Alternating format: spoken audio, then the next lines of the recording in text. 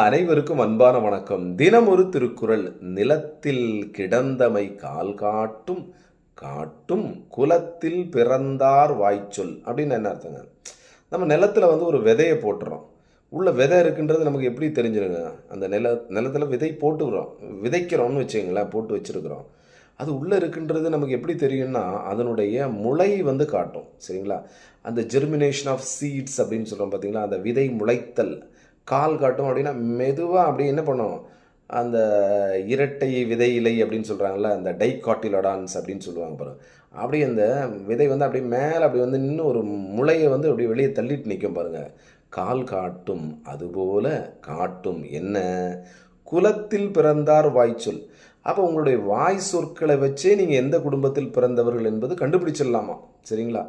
அப்போ அதனால் வாய் வார்த்தைகளை நம்ம என்ன பண்ணணும், கவனமாக பயன்படுத்த வேண்டும். எப்படி நிலத்தில் விதை இருப்பதை அந்த முளைத்தல் காட்டுகின்றதோ, அதுபோல் நம்முடைய வாய் வார்த்தை நம்முடைய குடும்பம் இன்னதென்று சுட்டி காட்டிவிடும். அதனால் ஒழுங்காக நம்ம பேசணும், தப்பாக பேசக்கூடாது. சரிங்களா? நன்றி, வணக்கம்.